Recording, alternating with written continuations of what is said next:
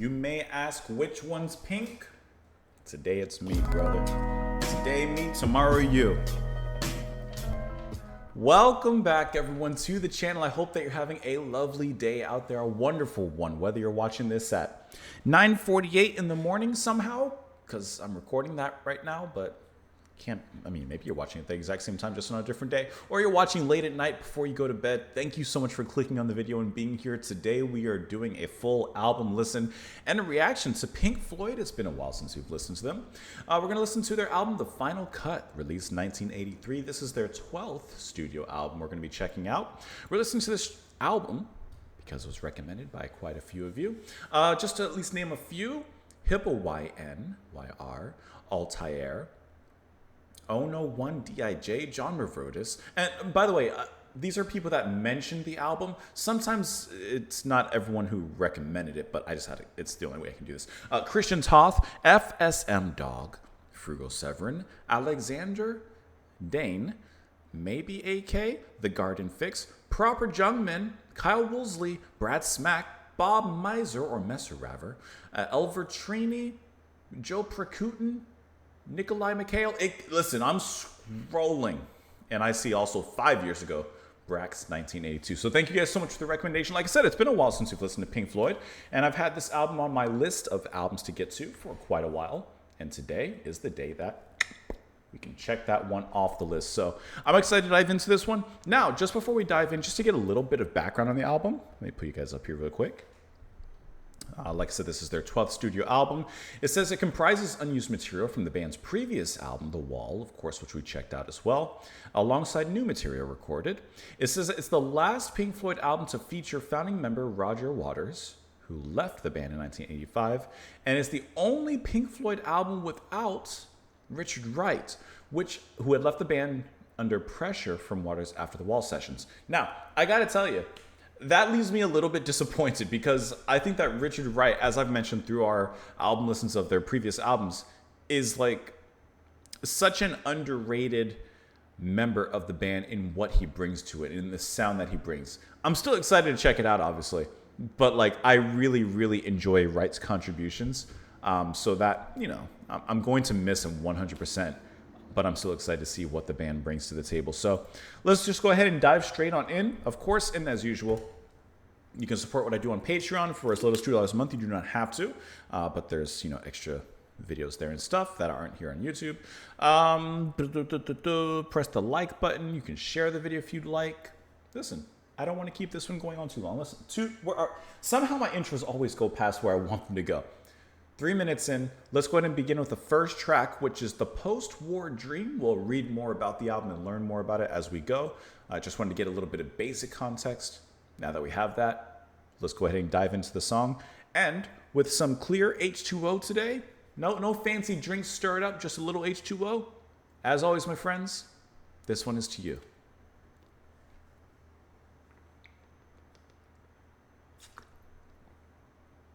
Where's the album cover? It's not even playing. Hold on. Is it doing the thing where it plays through my phone? Hold on. Let me try it. It's not playing. Why? Do you guys hear any music? Because I don't hear any music. I'm going to restart this. I'm going to restart the program. We're going to see if that fixes it. Let me just play some random music. Okay, there's music there. Okay, so it's working. All right, let's try it one more time. The Post-War Dream. Here we go. Okay, there's the album cover.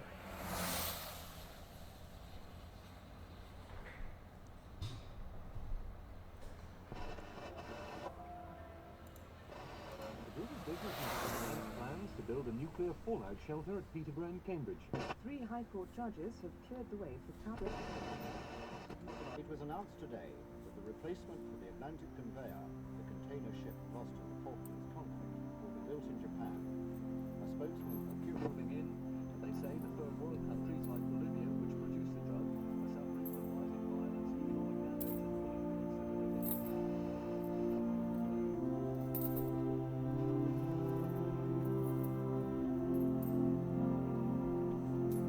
Tell me true, tell me why, when was Jesus crucified?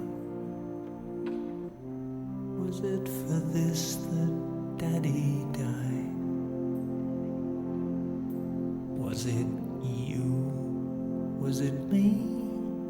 Did I watch too much TV? Is that a hint of accusation in your eyes? This kind of sounds like Leonard Cohen to an extent. If it wasn't for the nips being so good at building ships, the yards would still be open on the Clyde. And it can't be much fun for them beneath the rising sun, with all their kids committing suicide. What have we done? Maggie, what have we done?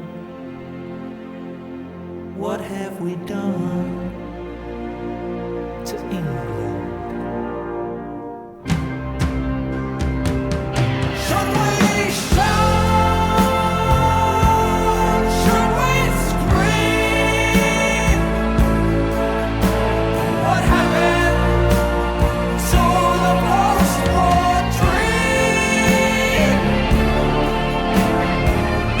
Oh, Maggie, what did we do? I love how that went from a hymn to a hail to a scream.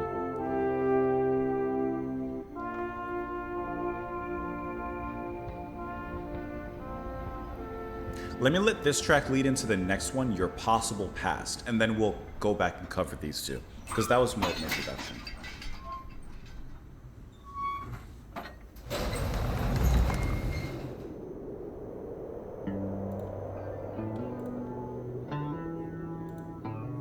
They flutter behind you, your possible pasts. Some bright-eyed and crazy, some frightened and lost.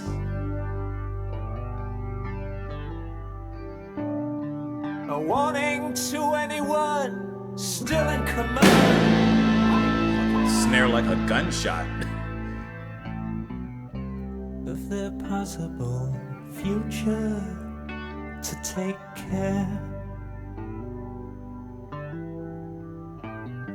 In derelict sidings, the pop is entwined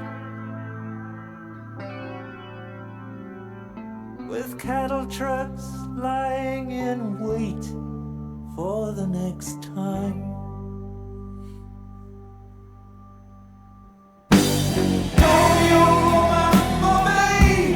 That's it.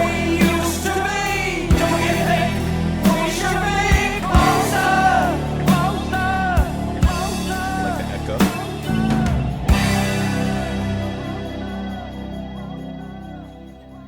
She stood in the doorway, the ghost of a smile, haunting her face like a cheap hotel sign.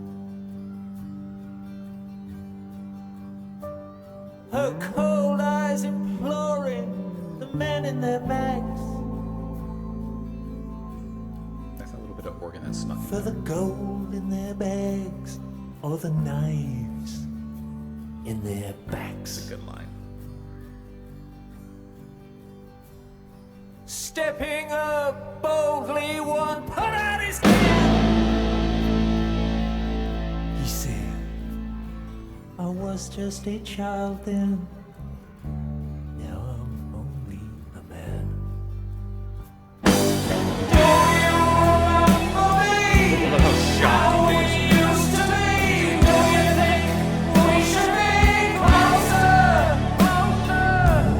As the echoes get further away.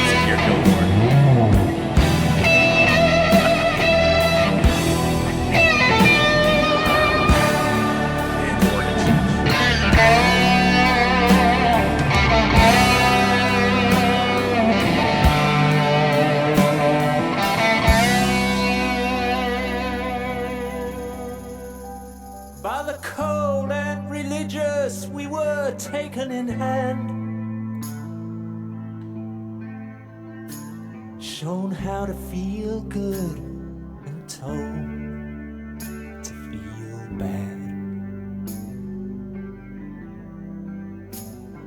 Strung out behind us, the banners and flags I love that little hold right there. of our possible past lie in tatters and rags. The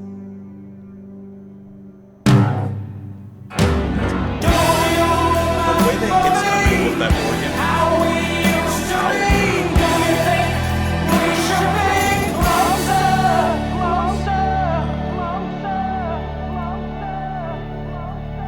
I like how that time it didn't like come back around in a big chorus. Okay, obviously the tracks are leading into each other. That's why we'll probably take this like a couple of tracks at a time or somewhat like that. We'll figure it out as we go. But I do have to stop it somewhere so we can discuss. We'll come back and catch the transitions, don't worry. Okay, this is a lot more like restrained in a sense than some of the music we've heard previously from Pink Floyd. It's holding back a lot, but then it leads to these big explosive moments that just like are shocking and come out of nowhere. They're kind of a musical gut punch, a satisfying gut punch. So maybe a punch isn't the best way to describe it. Roger, he sounds so like subdued in here. From the first track, the post-war dream, right? I said that he kind of sings, it's reminding me of like a Leonard Cohen. He's kind of singing very, very personal, intimate to himself. And I like that. I like how that's the intro to the album. And then on the second part of that track, then the music kicks in, then it all comes up to a head, but then it immediately comes back down. And the first track kind of acts like an introductory hymn, and then it leads into, like I said, like a hail with that big sound coming out, the grandiose side that we hear. Of course, I'm got to say that that's going to be led by Gilmour. In Your Possible Past, when his guitar comes in and we get that solo, his solo there, but also the little bit of one that we got in the first track, they're very Gilmour-esque, those long-held notes. It's very emotional. But this time, it sounds more searing. It sounds like there's a bitterness and anger. It sounds angrier. It's just as beautiful, but this isn't like, I don't know, a solo from like Dogs or something like, I don't know. There's an anger here. There's a bite to it. And I really, really like how that's captured. I love the line. We'll get into the lyrics, of course, but I love the line in the chorus of Your Possible Past. Do you remember me, how we used to be? Do you think we should be closer? And then the word closer, of course, echoes. But I love the kind of contrast there. The word, we should be closer, and yet the echoes show distance and growing further apart. That's a really nice kind of contrast just in a single word and how that word is produced. Also, going back to Your Possible Past, I love how, the verse is, once again, much more subdued, held back. There's a fly in here. Sorry, if you see me swat, it's because there's a random fly that's stuck in the room with me. And then how, with just a snare, which that first snare that came in really sounded like a gunshot, which I think works very well in line with the theme and the lyrics.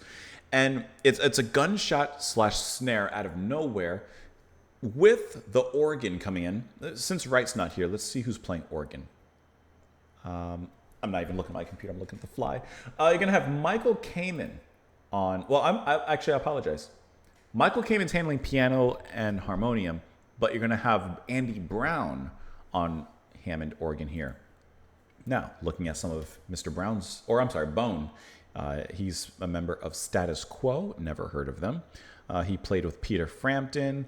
He was a session musician for quite a few people, Jerry Lee Lewis, and he's played with many, many others as well. Obviously, Pink Floyd, as we're listening to now. So I've never heard of him. I thought he played on Steve Hackett's Ace of Wands. So obviously he has a lot of experience as well. And I love the way that he brings in the organ with that snare shot. And then, of course, Gilmour comes on just the back end of that with a quick riff and the lead coming off of that. It's just like very aggressive and it hammers his points away really, really nicely. Really great 2 tracks. There's so much room in here. Why does the fly have to be here? Could go anywhere else in this room. There's so many other places you could be. All right, let's go ahead and dive into the lyrics. First, we'll take Post-War Dream. And so here's the radio stuff that was being mentioned before, announced plans to build a nuclear fallout shelter at Peterborough in Cambridgeshire. 3 High Court judges have cleared the way. It was announced today that the replacement for the Atlantic conveyor, the container ship lost in the Falklands conflict, would be built in Japan. Spokesman for moving in, they said the third world countries like Bolivia, which produce the drug, are suffering from rising violence. So, of course, we're getting a lot of war talk and violence talk, crime.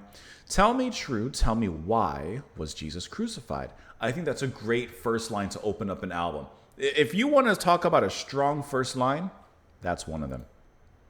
Was it for this, like all of this, the violence and war, that daddy died? I think that could be talking about, of course, Jesus could be a double entendre about Jesus himself, but also like, we're reading this from the point of view of a son who probably lost his father in the war. Was it you? Was it me? Did I watch too much TV? Like, am I to blame for this? Is that a hint of accusation in your eyes? If it wasn't for the Nips being so good at building ships, the yards would still be open on the Clyde, and it can't be much fun for them beneath the rising sun, of course in Japan, with all their kids committing suicide. What have we done, Maggie? What have we done? What have we done to England? Like, obviously, the war is affecting everyone. At this time, the war is affecting everyone. Those you may view as enemies at the time, those you may view as allies, everyone's affected from the death, the violence, the chaos, etc., etc. Should we shout? Should we scream? What happened to the post-war dream? Maggie, what did we do? So this is really the feeling of helplessness from, as he says, a post-war dream. Post-war should be a time of peace, I would assume, peace and reconstruction and, bringing things back together. And yet he's saying, what happened to that? Because it's clearly lost right now. And then going to the next track, Your Possible Past. They flutter behind you, your possible past, some bright-eyed and crazy, some frightened and lost. A warning to anyone still in command, ranks fire. Of their possible future to take care. In derelict sightings, the poppies entwine with cattle trucks lying in wait for the next time. Kind of like sheep in the abattoir from, animals, like the cattle trucks waiting and lying to, of course, bring them to the slaughter. Do you remember me, how we used to be? Do you think we should be closer? I love that line. Like, we should be closer than we are now. She stood in the doorway, the ghost of a smile, haunting her face like a cheap hotel sign, her cold eyes imploring the men in their Macs for the gold in their bags or the knives in their backs. Stepping up boldly, one put out his hand. He said, I was just a child then. Now I am only a man. And I like the way he says this. I was just a child then, of course, implying that maybe there's some growth. And now he says, now I'm only a man. As in something was lost. Whether that was progress, a growth from a child to a man or into maturity, something was lost. By the cold and religious, we were taken in hand, shown how to feel good and told to feel bad. Tongue-tied and terrified, we learned how to pray. Now our feelings run deep and cold as the clay.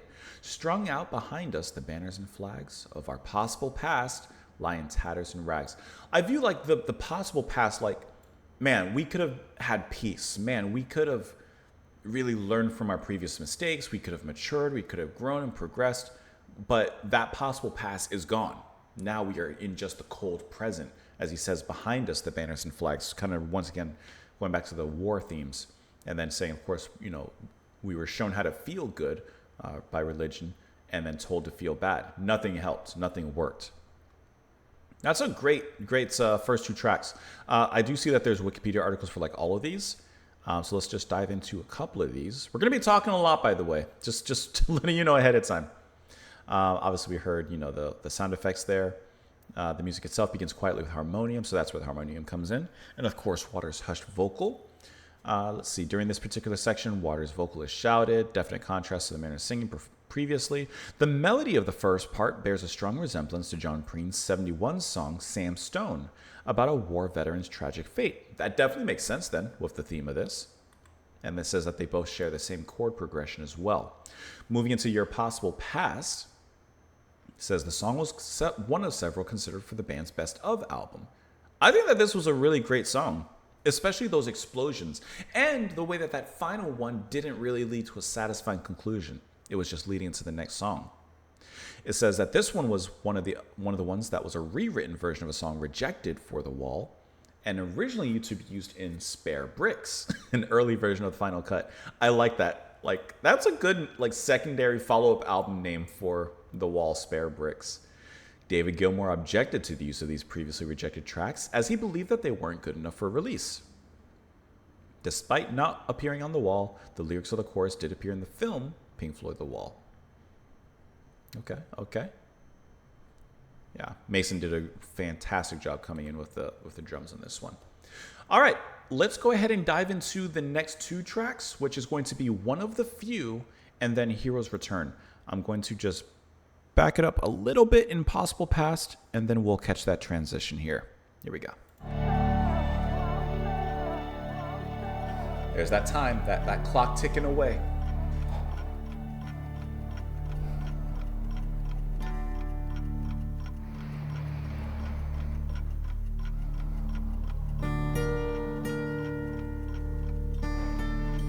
So there's like a much more solemn atmosphere to this whole thing.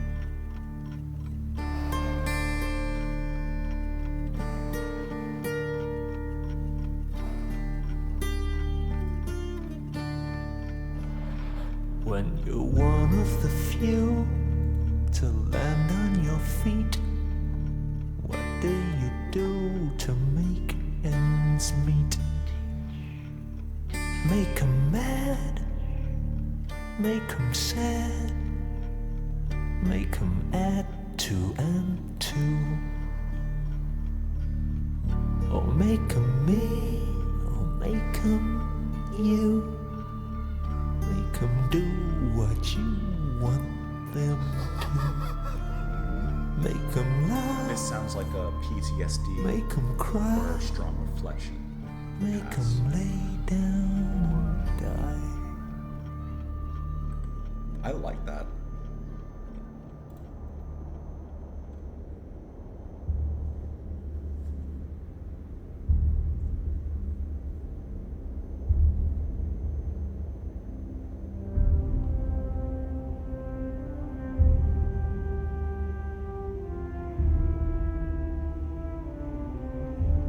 There's a lot of sounds in this album so far that sound very patriotic, anthemic, like national song.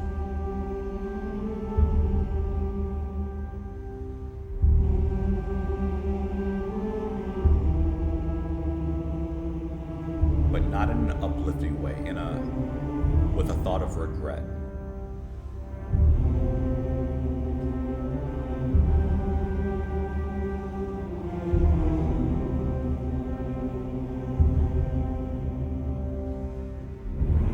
It was just before dawn, one miserable morning in Black 44, It's a big male choir. when the forward commander was told to sit tight. When he asked that his men be withdrawn,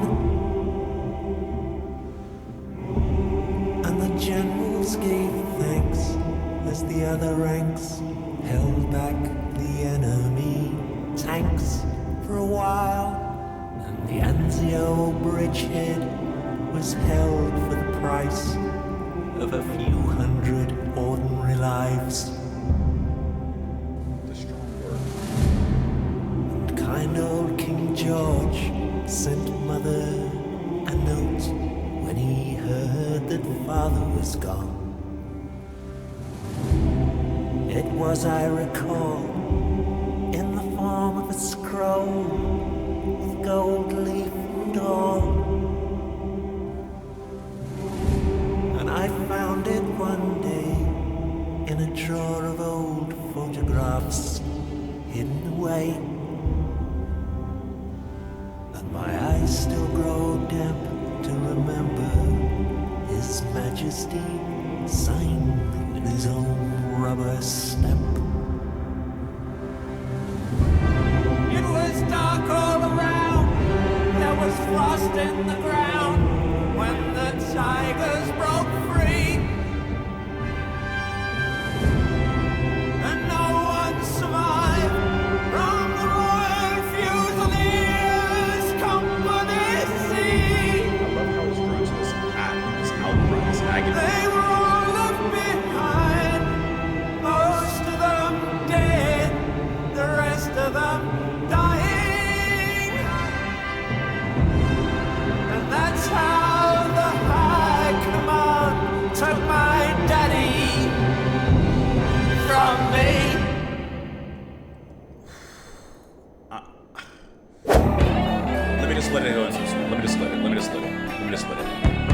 strong ending, though. Just a very strong ending. What a great final line.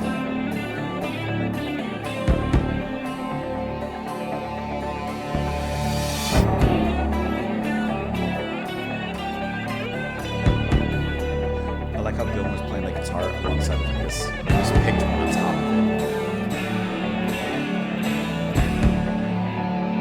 That's nice how that was top song. Jesus, Jesus, what's it all about? Trying to crouch these little greats into shape. When I was their age, all the lights went out.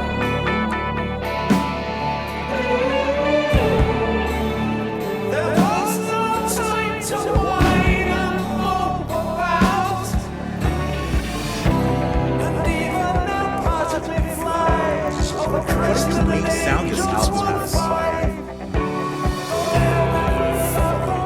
behind my sarcasm, desperate memories lie. Sweetheart, sweetheart, are you fast They don't give you exactly what you expect or even want. That's the only time that I can really speak to you. And there is something that I've locked away. A memory that is too painful to withstand the light of day. When we came back from the war, That is banners and flags hung on everyone's door. See, that deeper voice is very much like Swinging home. in the street and the church bells rang.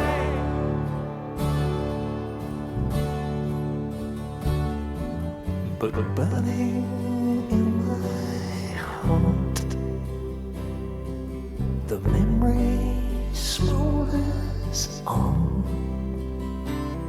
of the gunner's dying words on the intercom.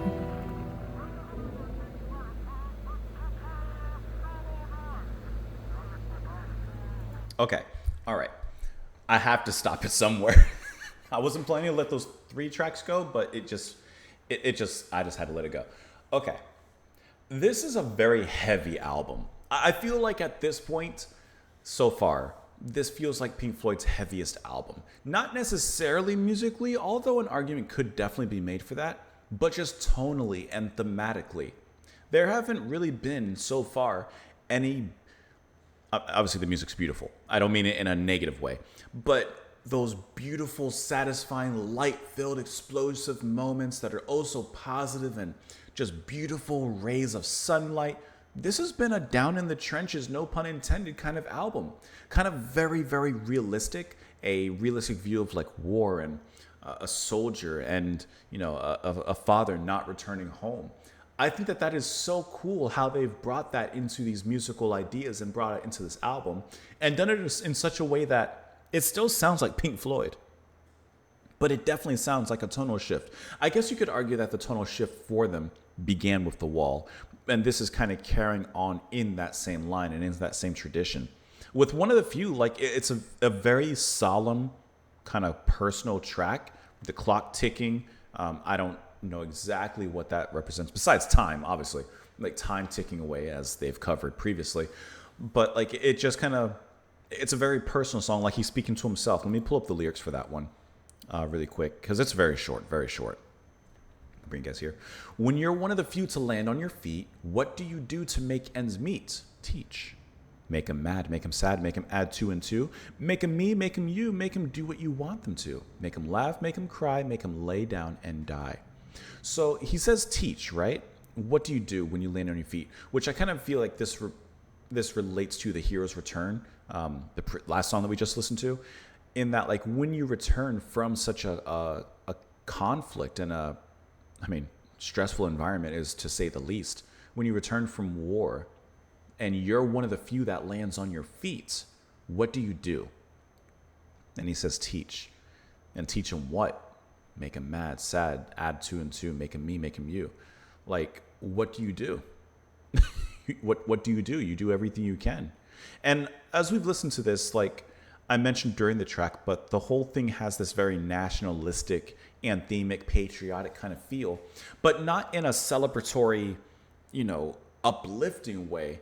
This is in a, I said the word like regret-filled way, like what have we done kind of way. Looking at the Wikipedia article for this particular track, it says the lyrics describe a war veteran's return from the battlefield, specifically a pilot from the Battle of Britain, to pursue teaching. The ticking clock obviously continues into the next track.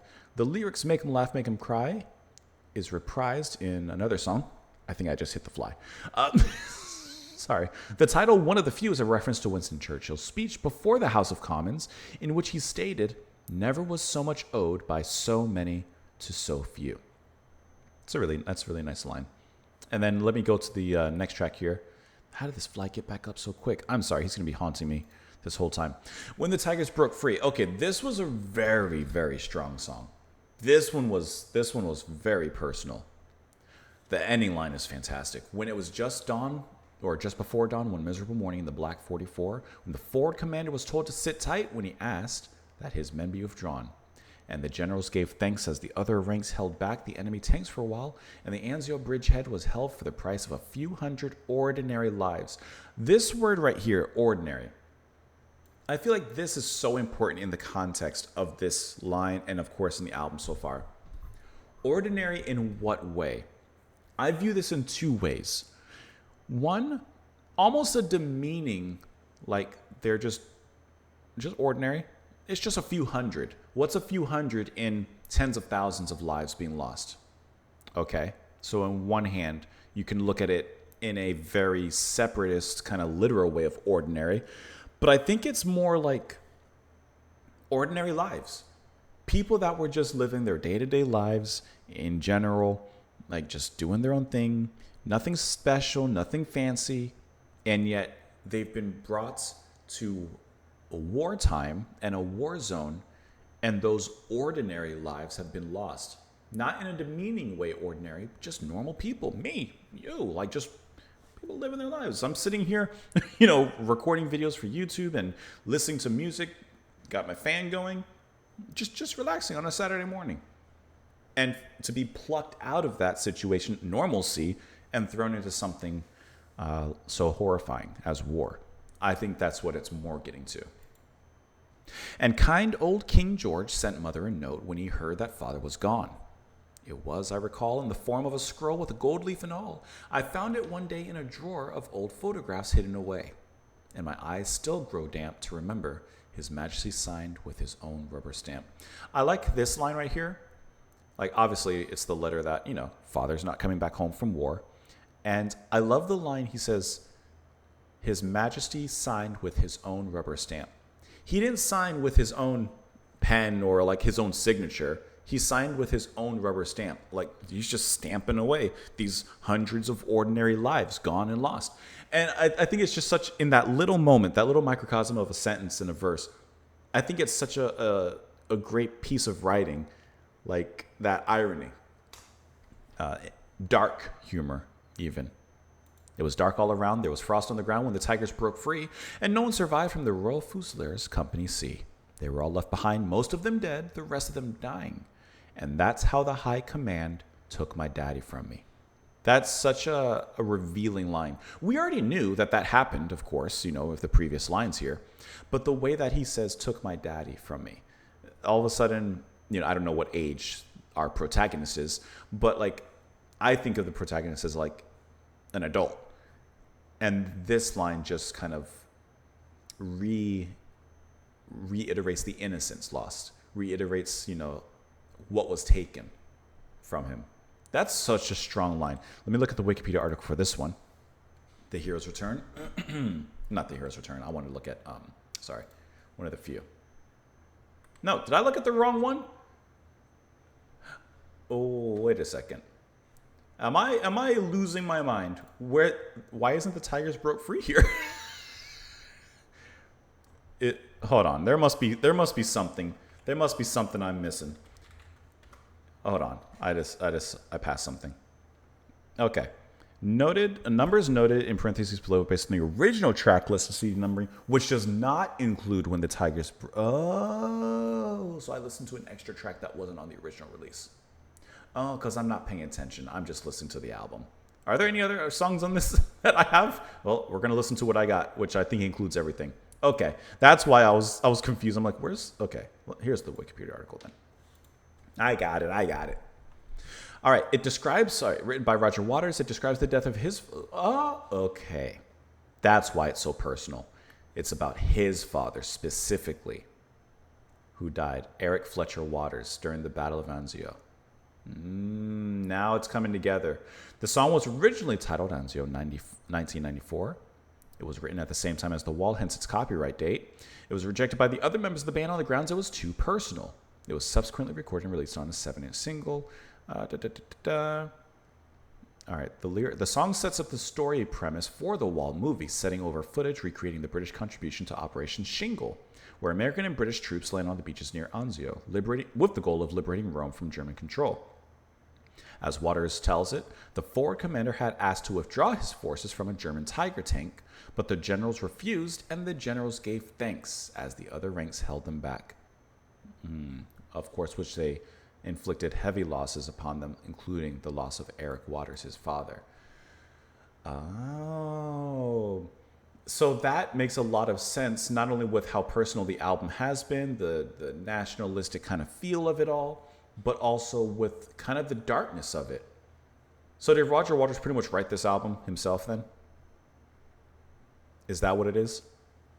The underlying theme of the song is one of the primary catalysts for the character Pink's descent into isolation throughout the story of The Wall, including the film version. Waters has indicated that his father was originally a conscientious objector during the Second World War. However, as the German expansion grew, Waters' father felt compelled to join the armed forces. Waters goes on to say, so he went back to the conscription board in London and told them he had changed his mind. He was commissioned as a second lieutenant in the Royal Fusiliers, which is how he ended up here 70 years ago. He believed he was involved in a necessary fight against the Nazis, and for that, he paid the ultimate price. That's... Oh, and I forgot to mention, the male choir, I mean, I did mention it during the song, but the male choir singing that hymn-like music behind as Roger's singing, absolutely excellent. All right, we'll read a little bit more about the album so we get more of a full story out of it before we go any further. But also let's look at The Hero's Return, which the music comes back. But I like how the music never gives us that satisfaction. Like I mentioned, it's always leaving us, kind of like perhaps the unexpected loss incurred by war. Hero's Return, like many tracks, of course, it says under its original title, Teacher, Teacher, was rejected from The Wall. It says Gilmour opposed to the recycling of songs, believing that if they weren't good enough for The Wall, why are they good enough now? You know what? I can't argue with them. On one hand, I can understand that from an artistic point of view, but I'm glad that we're getting it. Of course, that featured anti-war lyrics, retitled as The Hero's Return 1 and 2, with an extra verse absent, was released as a B-side to Not Now, John. It also charted number 31 on the Billboard Mainstream Rock chart in the U.S. I like that. All right. Now, before I go any further, I should have kept you guys up on the screen. Before I go any further, let's read a little bit more about the album so we know what we're listening to. I like to get a first impression, like not get too much information reading right away, but I think now is a good time to do so. We kind of left off here. The recording itself was plagued by conflict. Gilmour felt many of the tracks were not worthy of inclusion. Waters accused him of failing to contribute material himself. And Mason, his contributions were mostly limited to sound effects. So this was kind of like the beginning of the end, in a way. Waters planned the album as a soundtrack for the film adaptation of The Wall. With the onset of the Falklands War, he wrote it as a concept album exploring what he considered the betrayal of those, including his father, who died defending freedom in World War II. Waters sang lead vocals on all but one track, and he is credited for all songwriting. Okay, so this is really like his album then. As we saw, like, no, the other members weren't really contributing the same. says it received mixed reviews, although it's been received a little bit more favorable recently. Though it reached number 1 in the UK and number 6 in the US, it was the lowest selling Pink Floyd studio album worldwide since their 6th album, Metal. Now, we're only a little, a quarter or so of the way through this, but I can understand why, at least off the first few tracks we've listened to, this would be the lowest selling. So far, there's not like a hook. There's not like anything that's like, standing out in a single kind of acceptable for radio kind of, material.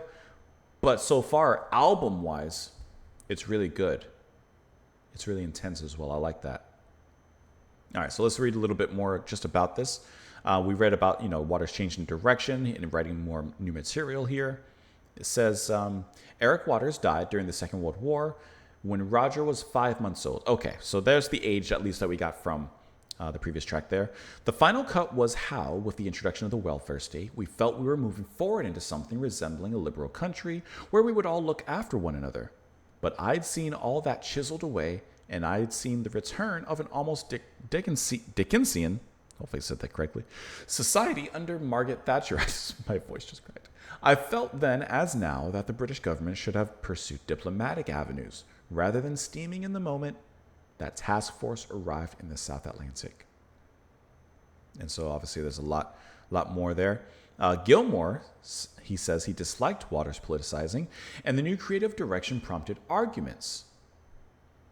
He wanted to write new material, but Waters remained doubtful as Gilmore had lately contributed little new music. Gilmore said, I'm certainly guilty at times of being lazy, and moments have arrived when Roger might say, well, what have you got? And I'd be like, well, I haven't got anything right now. I need a bit more time to put some ideas to tape. There are elements of all this stuff that years later you can look back and say, well, he had a point there, but he wasn't right about wanting to put some Duff tracks on the final cut. I said to Roger, if these songs weren't good enough on the wall, why are they good enough now? I mean, you're definitely getting a lot of conflict. You're getting a lot of conflict here. We have the concept here. Let's listen to at least the next 2 tracks, and then we'll talk about the concept. We'll dive into a little bit more of that information there. I don't want to overbore you, overread you. Sometimes I feel like when I'm reading too much, I mean, it's like I'm learning, but I feel like sometimes this might be boring. All right, let's go and listen to the next track. Should we do the next 2? We'll see. Let's listen to the next track, which is The Gunner's Dream. Let me just bring it back a few seconds here. Here we go.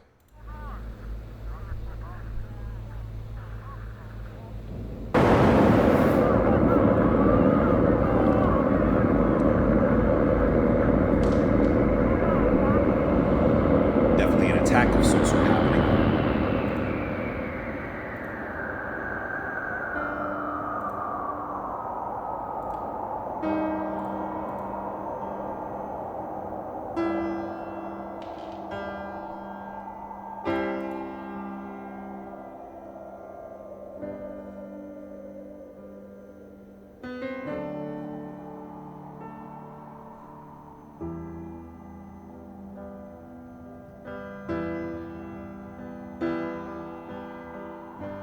Floating down through the clouds, memories come rushing up to meet me now. But in the space between the heavens and the corner of some far field, I had a dream.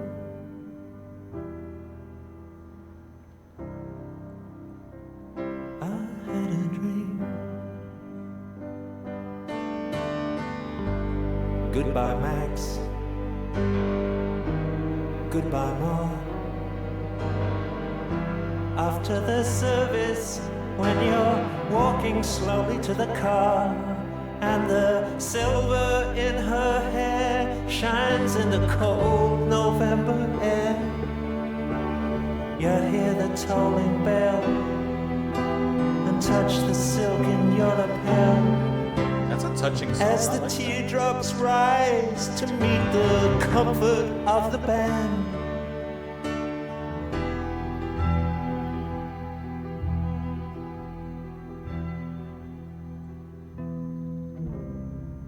you take her frail hand and hold on to the dream.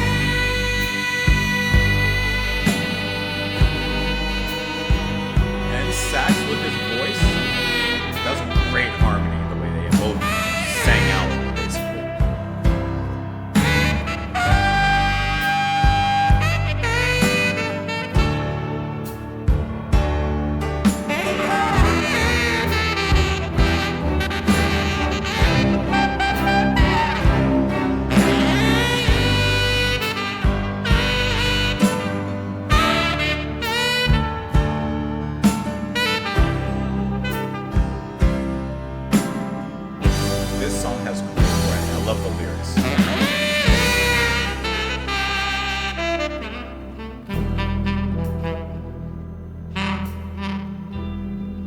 And the sax isn't smooth. It is. A place to stay, It's fragile. It's kind of broken. enough to eat. Somewhere old heroes shuffle safely down the street, where you can speak out loud about your doubts and fears. And what's more, no one ever disappears. You never hear the standard issue kicking in your door. You can relax on both sides of the tracks, and maniacs don't blow holes in bandsmen by remote control. And everyone has recourse to the law, and no one kills the children anymore. No one kills the children anymore. Night after night, Man, that's going the- round and round my brain. Big strings. This dream is driving me insane. It's like he's losing his voice. In the corner of some foreign field, the gunner sleeps tonight. What's done is done.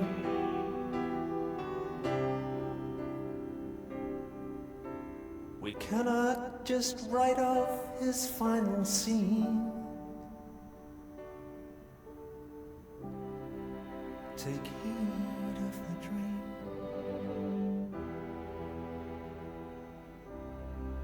Take heed.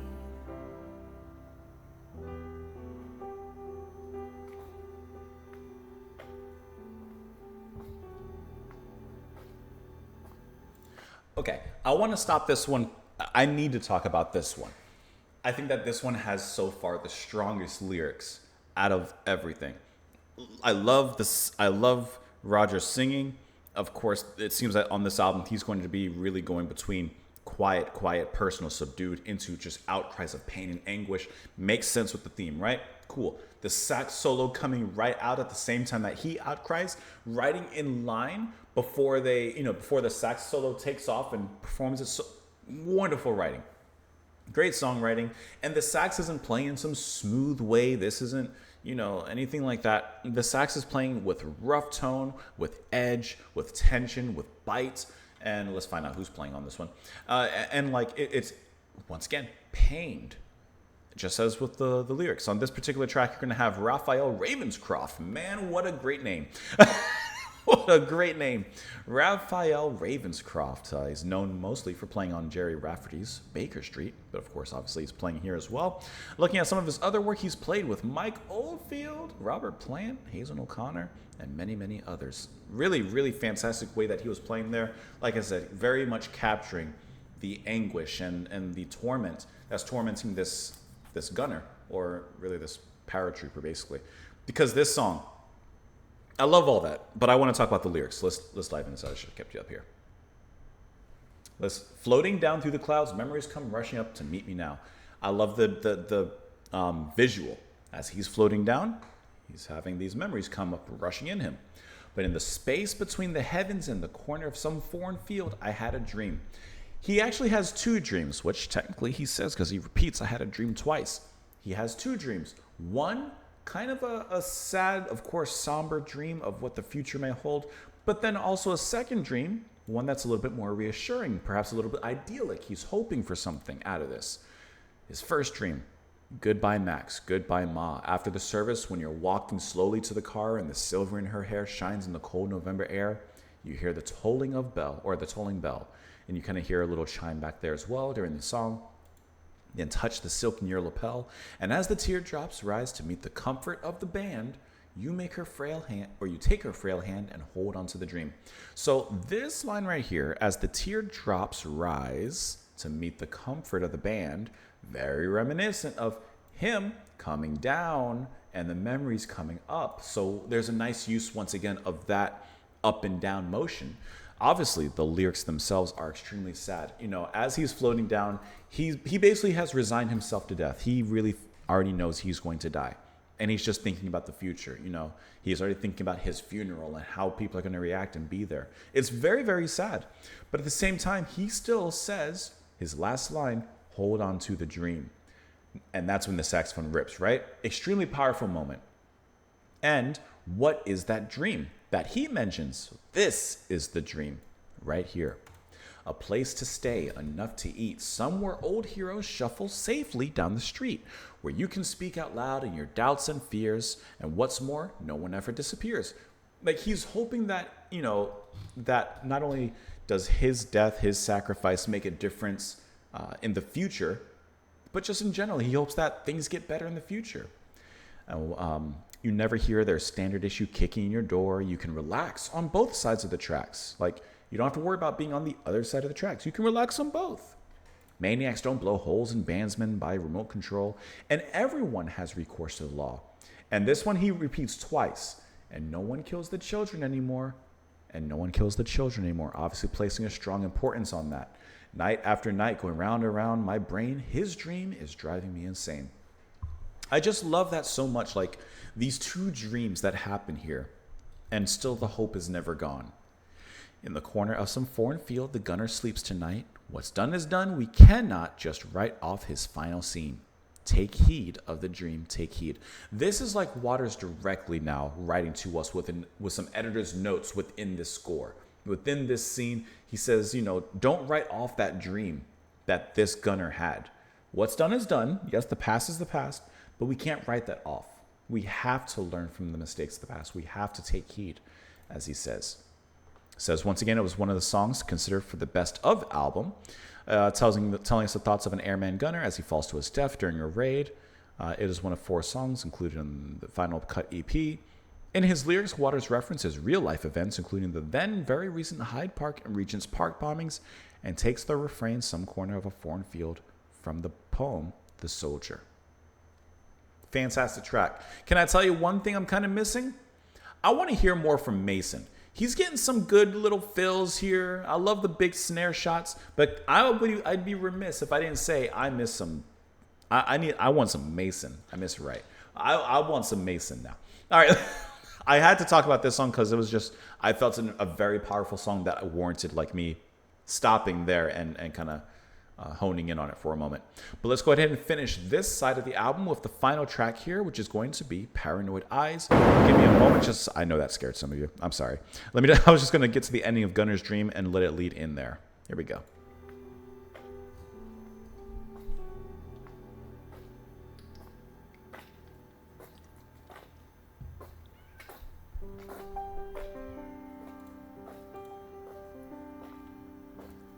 The piano does sound a little more hopeful, kind of based off the dream. It's kind of Button the your first lip moment. and don't let the shield slip.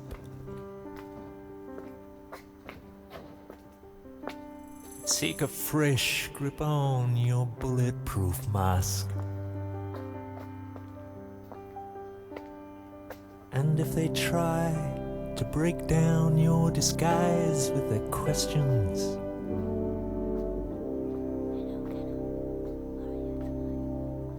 you can hide, hide, hide.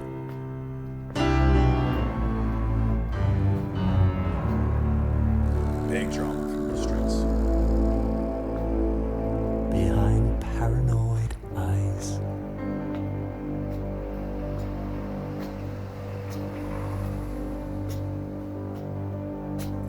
You put on your brave face and slip over the road for a job.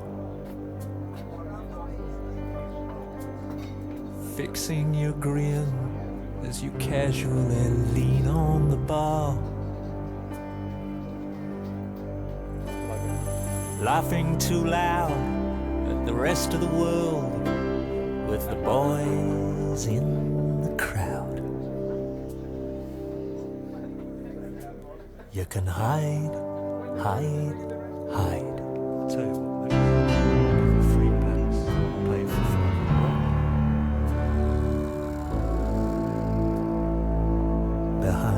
petrified ice.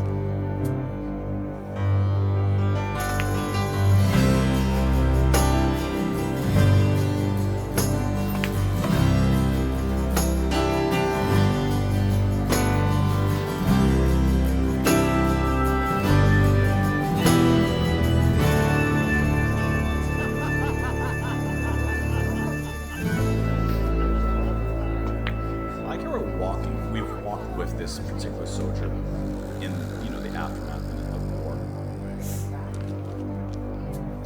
Just walking through like his day-to-day life, kind of. You believed in their stories of fame, fortune, and glory. Now you're lost in a haze of alcohol, soft middle age. The pie in the sky turned out to be miles too high.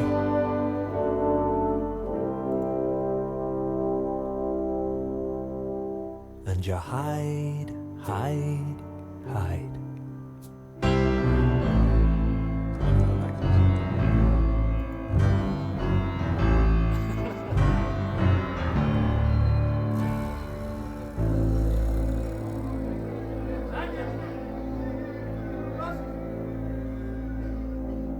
Behind brown and mild eyes.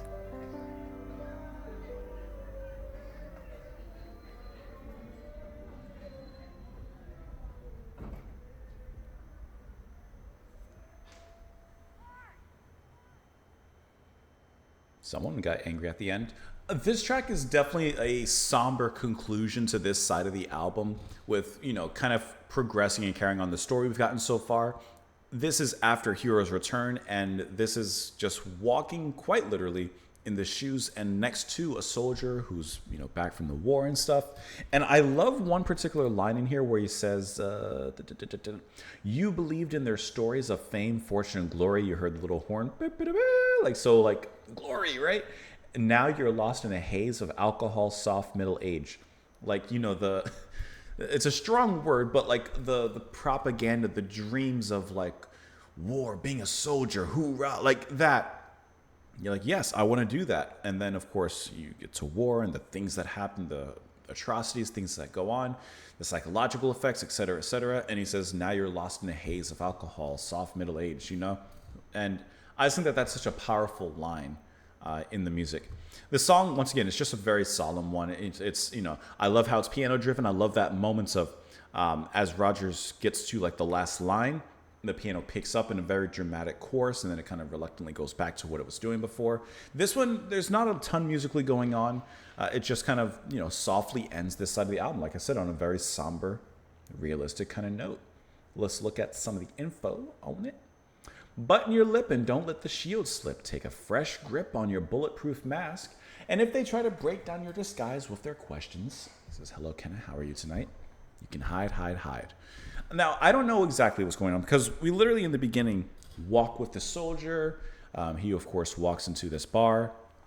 We hear the other patrons in there going about their business. We hear some billiards being played and such. And so I view this as, yes, of course. Yeah, he's going to the bar. I guess that's how I hear it. That's literally what he says. You put on a brave face and slip over the road for a jar, fixing your grin as you casually lean on the bar. Laughing too loud at the rest of the world with the boys in the crowd, you can hide, hide, hide. Like, he can lose himself in this crowd. He doesn't have to think back, perhaps, PTSD-wise, or think about the things that happened. And I like the lines, how he changes, of course, in the song title. First, you can hide behind paranoid eyes, but then he says you can hide behind petrified eyes. This has grown. This conflict within him has only grown in time. You believed in their stories of fame, fortune, and glory. Now you're lost in the haze of alcohol, soft age. The pie in the sky turned out to be miles too high, and you hide, hide, hide behind brown and mild eyes. So first of all, we already went over the first two lines, but the pie in the sky, of course, that ideal thing, that heaven turned out to be miles, miles too high, way out of reach. I feel like this line also connects to the previous line with the gunner's dream. Of course, the paratrooper being miles and miles high. And then it changes. You hide behind brown and mild eyes. I think that this line brings some actual normalcy and realism into this. You know, we cannot see into another person's mind, feelings, eyes, or emotions. We cannot see the paranoia. We cannot see the petrified conflict in them. All we see from the outside are brown and mild eyes, not realizing all these other things are happening behind them. So I love how this last line here just brings in some normalcy and connection into this part of the story. Whew, this is a heavy album. I wasn't kidding. This is, I think, even more so than The Wall. Pink Floyd's heaviest album so far. And we are halfway through, ladies and gentlemen. I hope that you guys have enjoyed, of course, listening so far. We're not done yet. We got one more half to go. This is usually the part where I say, I ask a question to see who's watching at this point. I don't have a question. I kind of want to adjust my fan a little bit. If you'll allow me, if you'll mind me a moment. I just wanted to lower it because I feel like perhaps, I don't know for sure, I feel like perhaps part of it was blowing into the microphone. Now I got the air coming on me. Okay, let's go ahead and dive on into the second half of the album. The second side, we're going to start off with the first track, Get Your Filthy Hands Off Me. Oh, I'm sorry. Get Your Filthy Hands Off My Dessert. And then the Fletcher Memorial Home. We'll let these two run into each other. Here we go.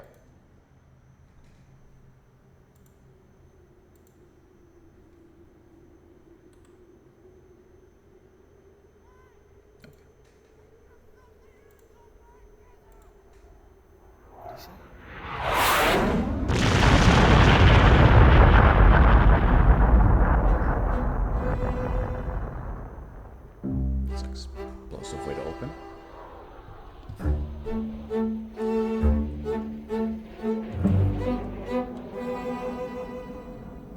Brezhnev took Afghanistan and Begin took Beirut.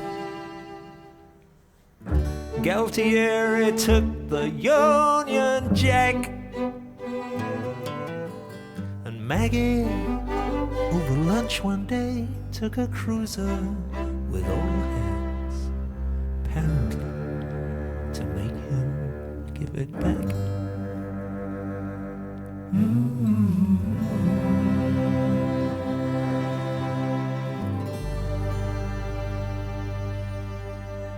Okay, I'll have to look into the lyrics on that one. That I don't know. Take all your overgrown infants away somewhere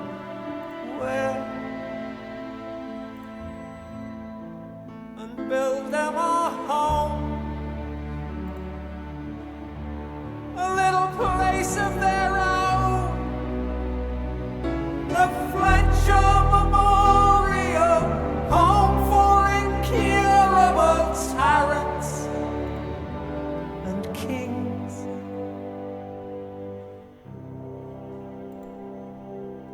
They can appear to themselves every day.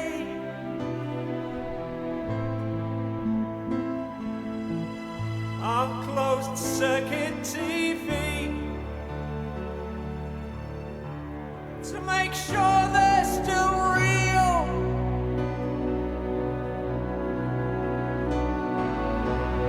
It's the only connection they feel. Ladies and gentlemen, please welcome Reagan and Haig, Mr. Begin and friend, Let's change. Mrs. Thatcher, the Paisley, Mr. Brezhnev and party, the ghost of McCarthy, and the memories of Nixon. And now, adding color, a group of anonymous Latin American meatpacking glitterati. Did they expect us to treat them with any respect?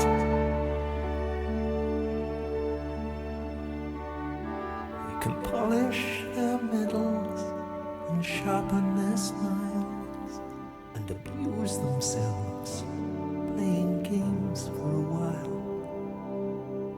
Boom, boom, bang, bang, lie down, you're dead.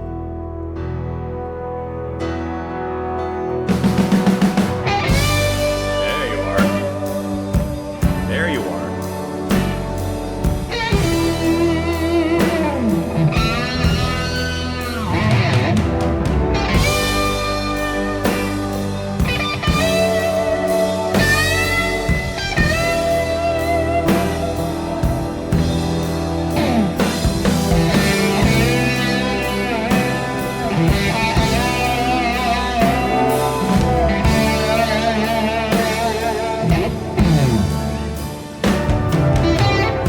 Big, big Phil Schwartz.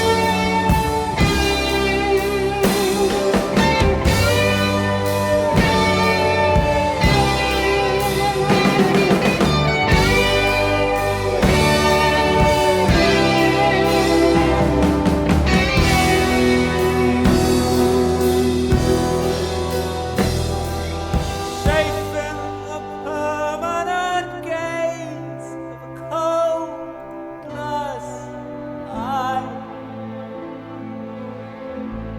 Their favorite toy.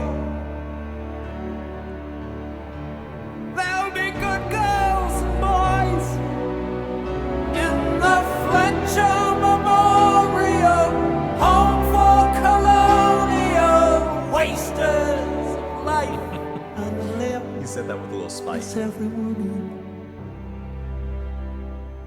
Are you having a nice time? Now the final solution can be applied. That little bit of piano.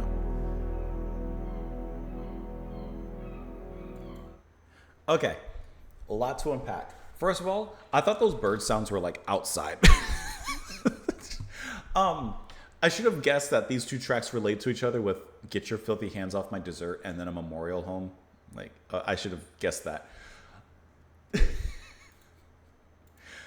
I once again think the lyrics are so well done, and the commentary being well done. He's basically saying all these different dictators, politicians, rulers, people that he calls out specifically here in that first track, be put into this memorial home, be put into this this nursing home. Basically, he adds a little bit of theater into it when he's in the first track there.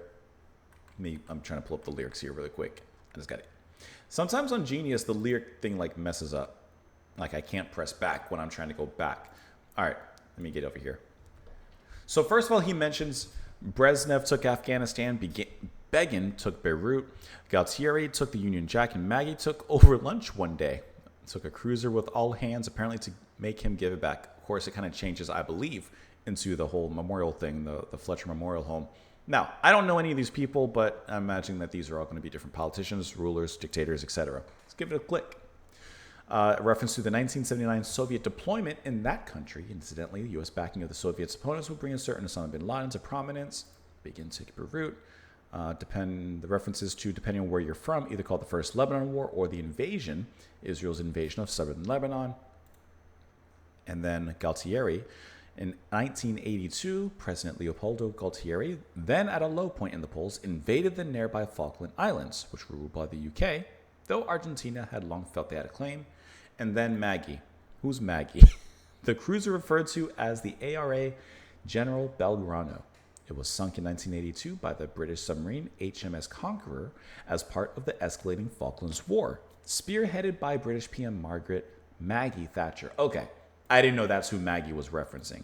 It was the first major shot of the war and resulted in the death of 323 men. Okay, so see, here's the calling out, right? And even the music at this particular point has a very theatrical curtain opening on the stage kind of feel to it.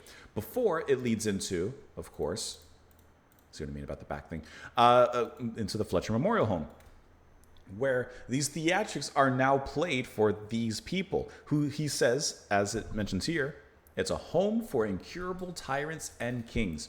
All these people that Rogers is calling out go to the Fletcher Memorial Home. Why is it called Fletcher Memorial Home? That I don't know. They can appear to themselves every day on closed circuit TV. They're basically in a prison to make sure they're still all real. It's the only connection they feel. Ladies and gentlemen, please welcome Reagan and Haig, Mr. Began and Friend, Miss Thatcher and Paisley. Welcome, hello, Maggie, Mr. Brezhnev and Party, the Ghost of McCarthy, the Memories of Nixon, and now adding color, a group of anonymous Latin American meatpacking glitterati. Did they expect us to treat them with any respect? I feel like through all the kind of biting commentary and dark comedy and irony that he's speaking of here, this is the line he's getting at. Did they really expect us to treat them with any respect? They can polish their metal, sharpen their smiles, and abuse themselves playing games for a while. Boom, boom, bang, bang, lie down, you're dead. Like, they can recreate war games, for themselves. And then, of course, we get a big old solo from Gilmore. Cuts through quite nicely. I like the more musical. I will admit, as we're listening to this album, I love the story, love the theme, love how deep it is, but I do miss those more musical moments from the rest of the band. And so to hear Gilmore here was a nice reprise or respite.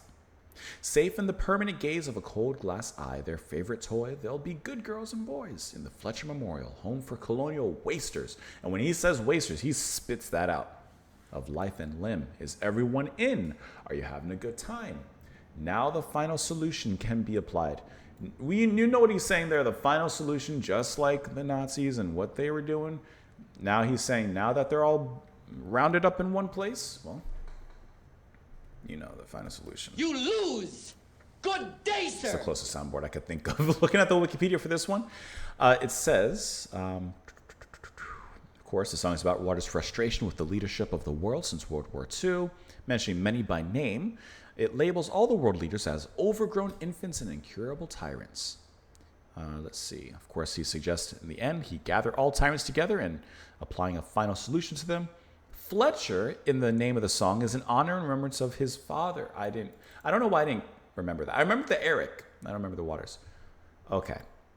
That makes sense. I like that. I like how he brought in the memorial name named after his father. That's good. A final little jab in the ribs there for you. All right, let's move on into the next track. We'll let the next two play, which are going to be Southampton Dock, which we heard those seagulls a-seagulling.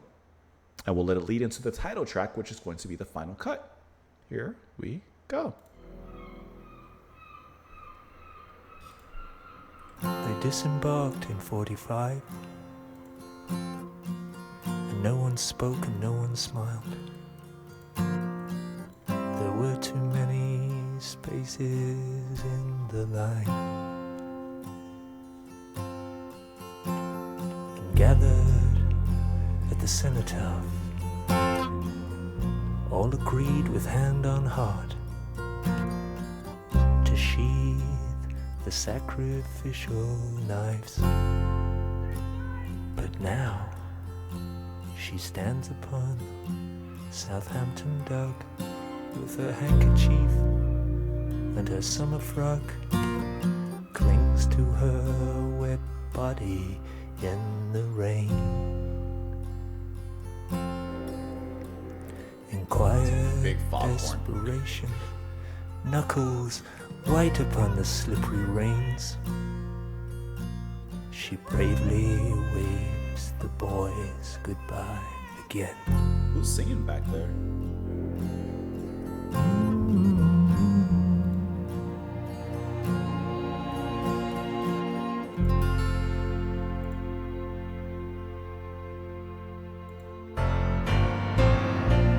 Still the dark stain spreads between their shoulder blades.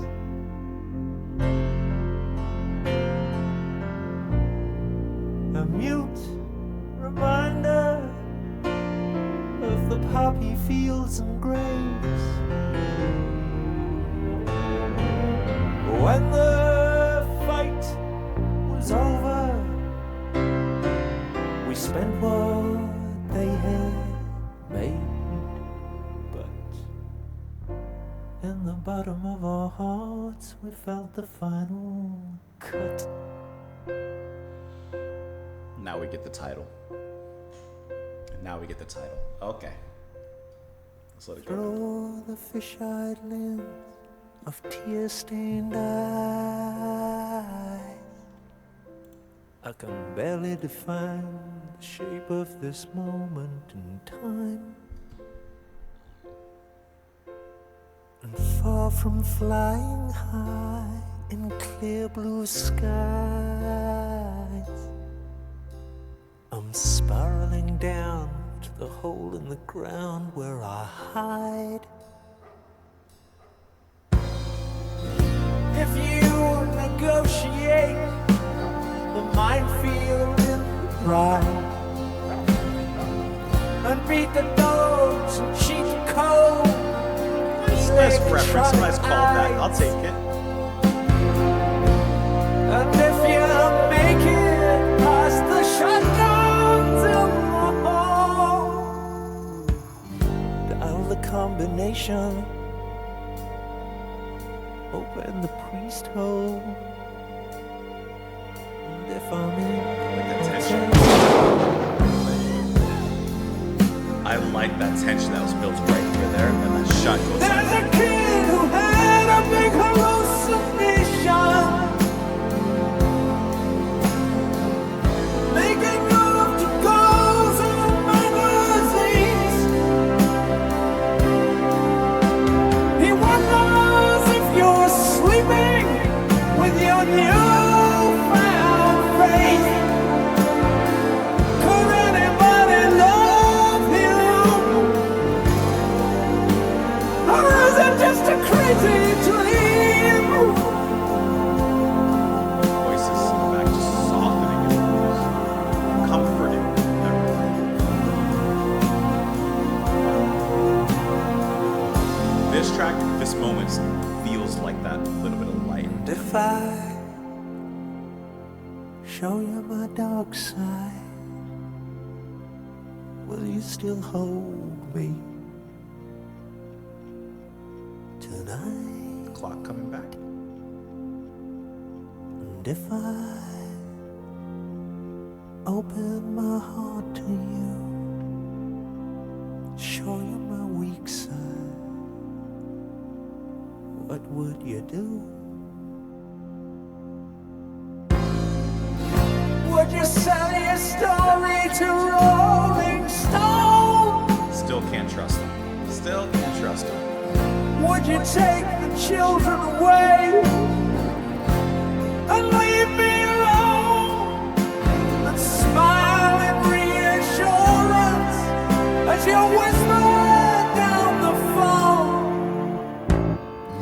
Would you send me packing? Or would you take me home?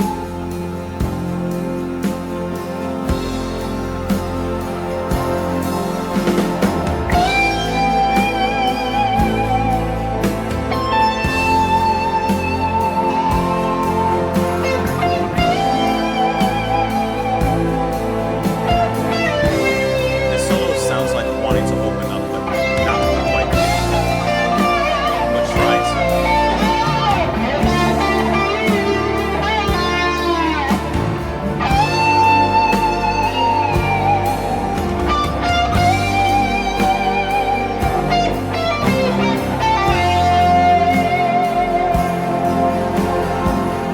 Thought I ought to bear my naked feelings. Thought I ought to tear the curtain down. I held the blade in trembling hands, prepared to make it right. Just then the phone rang. I never had the nerve to make the final cut.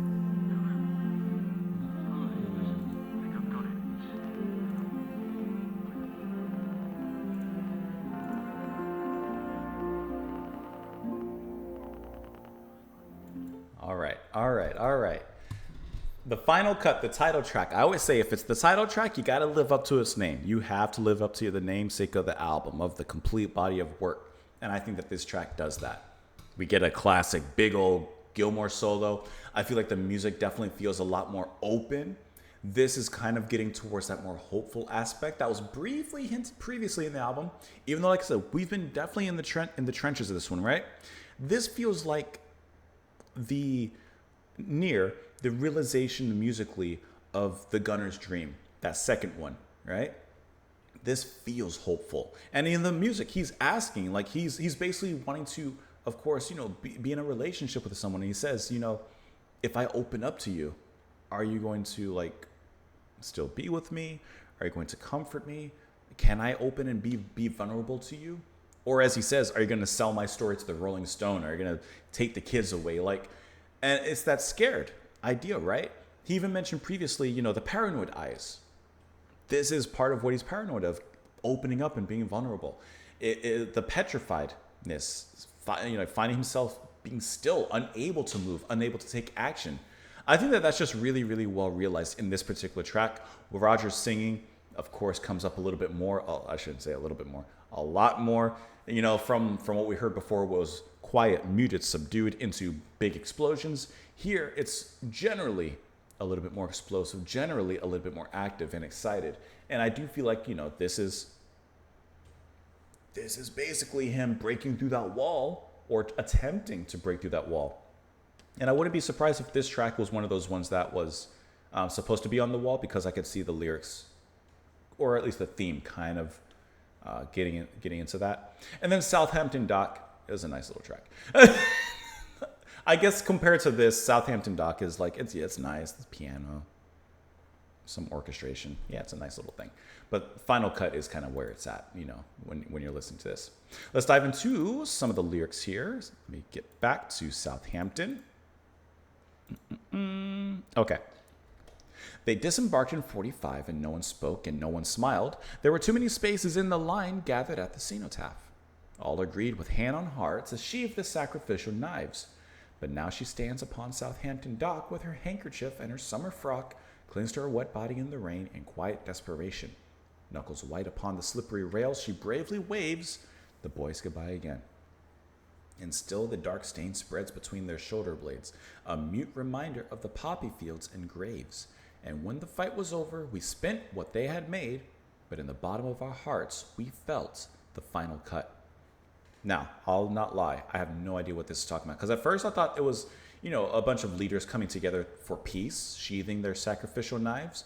But I think that, now I'm reading it again, who's being sacrificed? This lady. Who is this lady and what does she represent? Because everyone agrees to sheathe their sacrificial knives and not sacrifice her. But who was she and what does she represent? I don't know. Let's dive into the Wikipedia article.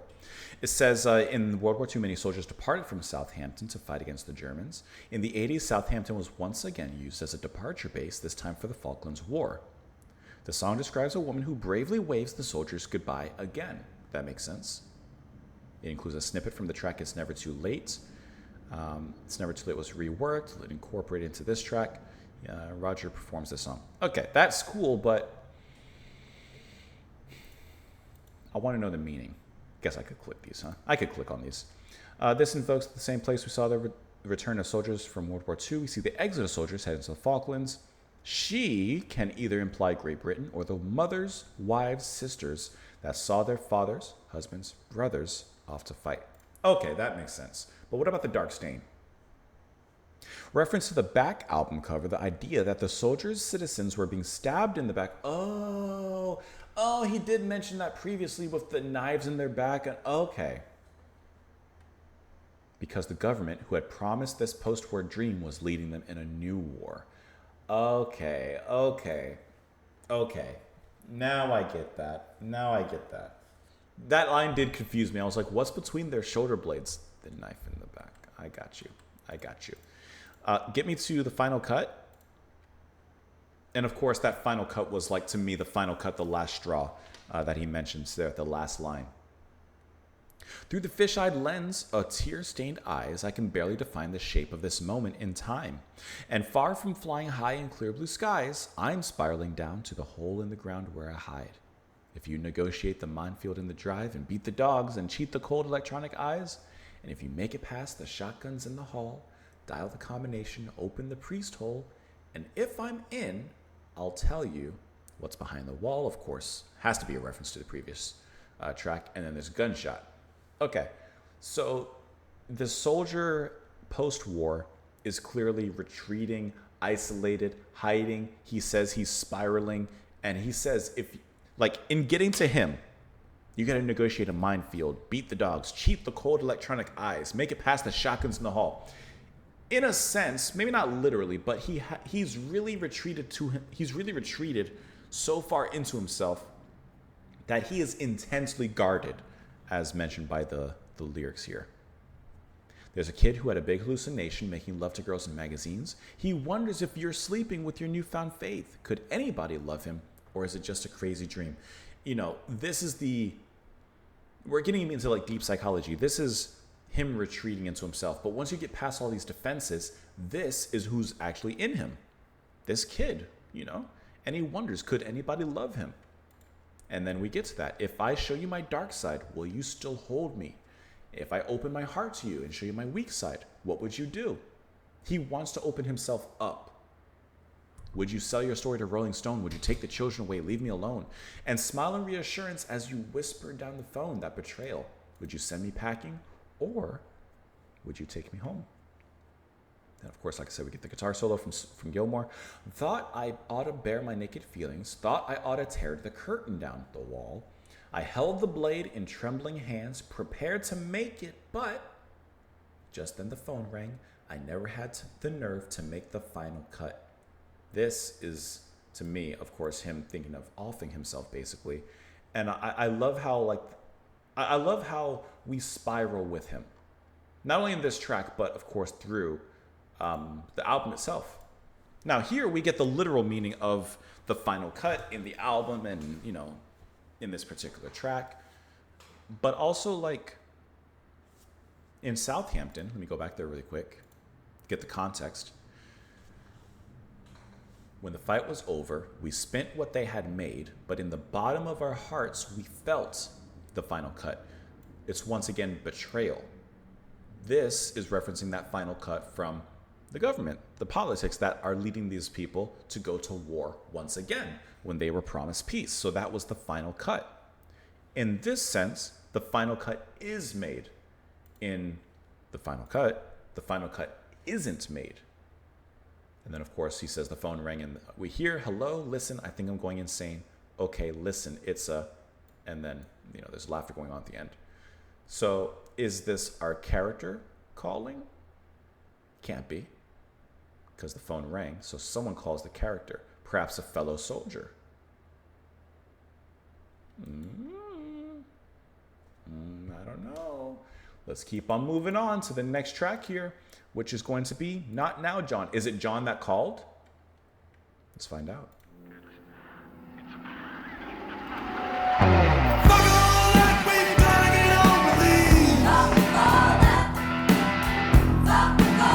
This is the most normal song we've heard.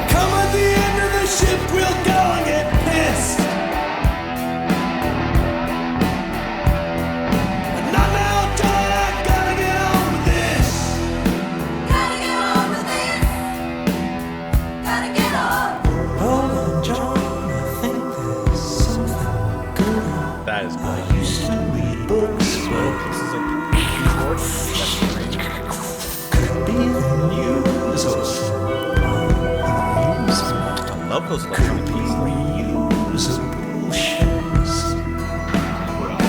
Fuck all that, we've gotta get on with these. Gotta compete with the wily Japanese. No need to worry about the Vietnamese. Gotta bring the Russian back to his knees. Or maybe let the Russian back, maybe the Swedes. We show Argentina how it's going to be. Makes me tough and wouldn't make me bleed. Na na na na na na. What's everything for? This is awesome.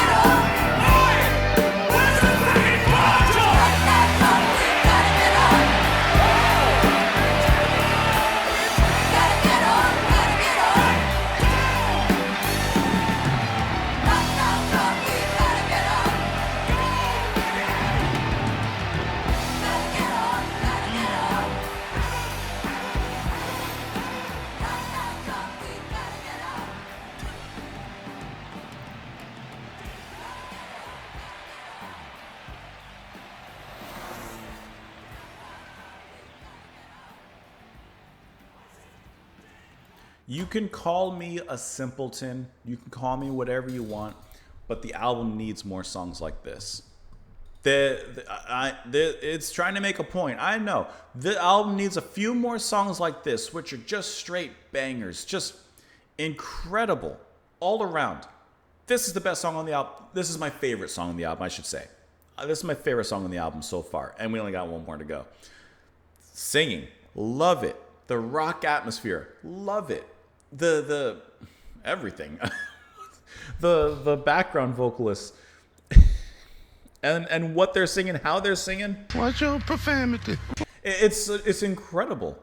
And they're still making a certain point. It still works with the whole theme. It's just changing everything on his head from a somber affair into, like, I mean, he says the show must go on. You got to get on. We got to keep moving. And so on one hand, I feel, listen, I got to look at the lyrics a little bit. On one hand, I feel like this is kind of breaking the fourth wall. Up until this track, we've pretty much gotten a very somber affair. And this track kind of brings, not the party, but the rock. This one brings like the energy. This is like what the audience expects. This is what I expect out of Pink Floyd. And he says, we got to get on. We got to move on. So are we just throwing away the previous tracks, all the messaging, the psychology, the thoughtfulness, all of that we meditated on before in this album? How many tracks in? 10 tracks. This is the 11th track. 10 previous tracks of building up this cinematic experience. All of that, are we just tossing it away just to be entertained? Right? Like there's a little bit of a fourth wall break there. I feel like it's going on, but I can't deny that I love it though. I can't deny that I love this tonal shift. I love how it's coming in at this point so late in the game, and boy does it hit. Is this the one that did Gilmour write? No, because Roger wrote everything on this album. But this is the one track I see that Gilmour features in the lead vocals. Man, this was great. Mason's getting in there really nice. I love those little bits of keyboard that were sprinkled on the back half, giving it a very surrounding electronic feel. That is going to be... it's credited to Roger Waters, actually, the synthesizer. And then Andy Bone, once again, on the Hammond organ back there. This was good. Let's look at these lyrics, though. And once again... Watch your profanity. F all that, we've got to get on with these. F all that. I love how they sing it. They just reiterate the lines. Got to compete with the wily Japanese. There's too many home fires burning and not enough trees. So F all that, we've got to get on with these. Can't stop. I love this part. Can't stop, lose job. Mind gone, silicone, stroll on. What bomb? Get away, payday. May. Hey.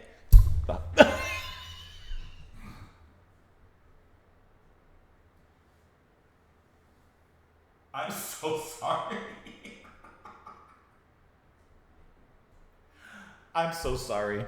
The fly like was hovering and the fly is still here. It was hovering and standing still. And I just took a swipe at it and I totally just hit the mic. I apologize. I thought he was done because I haven't seen him in a while. Getaway, payday, make hay, breakdown, need fix, big six, click, click, hold on, oh no, bingo.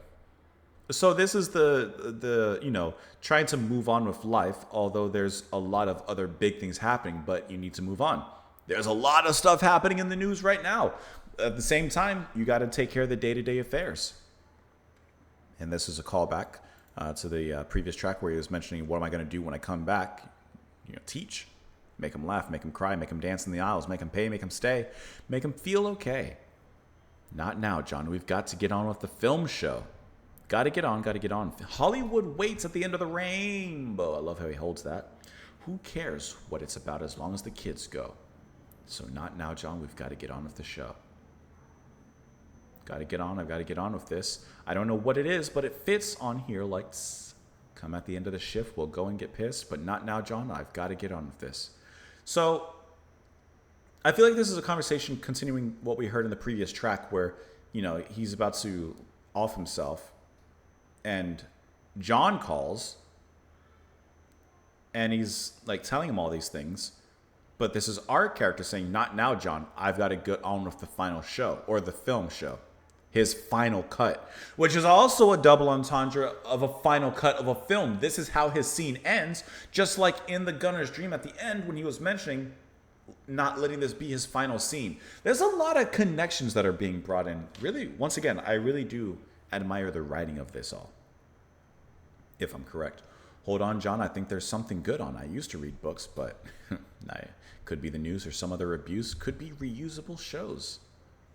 And of course, it goes on here. Got to compete with the wily Japanese. No need to worry about the Vietnam peace. Got to bring the Russian bear to his knees. Well, maybe not the Russian bear. Maybe the Swedes. We showed Argentina. Now let's go and show these. Make us feel tough, and wouldn't Maggie be pleased? 1, 2, 3, 4. 1, 2, free 4. Spreading the freedom machine. I don't know what any of this means, so I got to click on the annotations. The first 3 lines of the outro are Italian, Greek, and French translations for, excuse me, where is the bar? The Italian translation can also be heard earlier in the album during the bridge of Fletcher Memorial, okay? Failing to communicate in another language, the speaker gives up and asks for the bar in English. This mixture of languages, accompanied by a man shouting in the background, satirizes the stereotypical British love for drinking. When combined with the song's earlier references to other nations, this may allude to the sometimes xenophobic attitudes of blue-collar workers due to the outsourcing of their manual jobs. Okay. See, I'm glad I clicked on that because I didn't think of any of that. Down, go Maggie. Hammer, hammer, hammer now. This was a great track. The track is the only one in the album featuring lead vocals from Gilmore, with Waters singing the refrains and interludes. It reached number 30 in the UK singles chart as well. It's the only track on the album not to feature exclusively Waters on the lead vocals. It takes an upbeat, driving tempo, hard rock style for much of its duration. Of course, they split their vocal duties as they represent different characters or point of views. Gilmore is the self-serving, ignorant layperson, while Waters is the intellectual, responsible observer of the world's woes. So David's like, nah, forget all that. We got to compete. Forget all that. Rogers is like, can't stop, lose job, blah, blah, blah, blah, blah. Okay.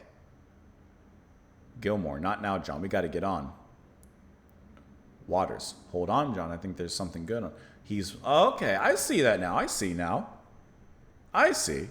Now, John is notable for being one of the few Pink Floyd tracks to feature strong profanity. Yeah, that's cool.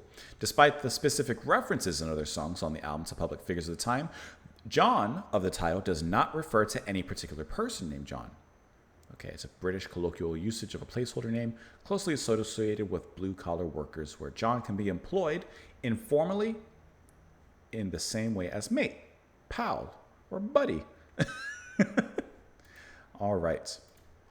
Now, let us move on into the final track of the album, and that is going to be Two Suns in the Sunset. Here we go.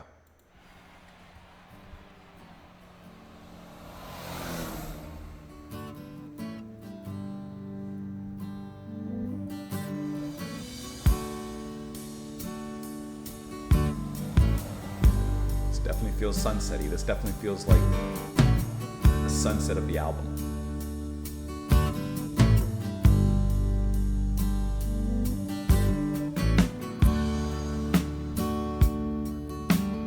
In my rearview mirror, the sun's going down.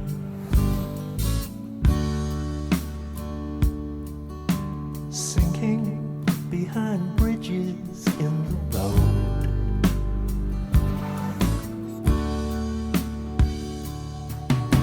I think of all the good things that we have left undone. I like the waves, but also And I just the suffer guitar passing. premonitions, confirm suspicions of the Holocaust to come.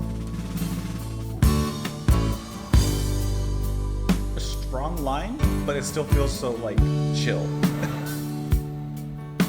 The rusty wire that holds the cord that keeps the anger in.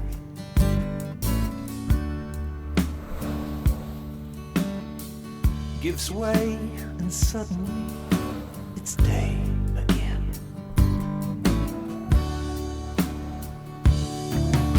The sun is in the east, even though the day is done. It's a good line. Two suns in the sunset.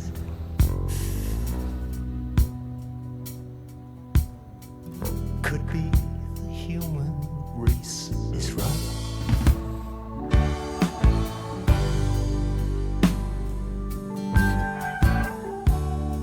Little organ solo.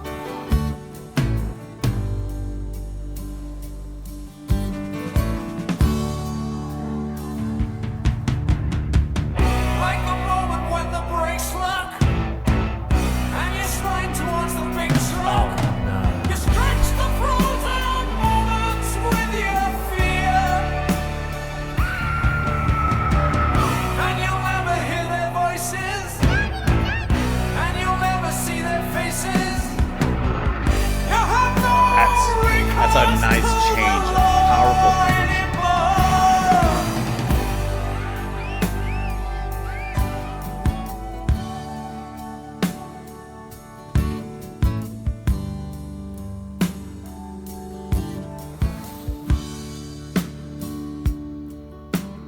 As the windshield melts and my tears evaporate,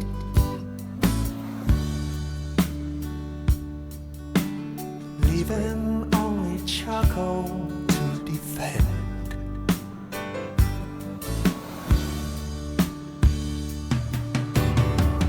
Finally, I understand the feelings of the few.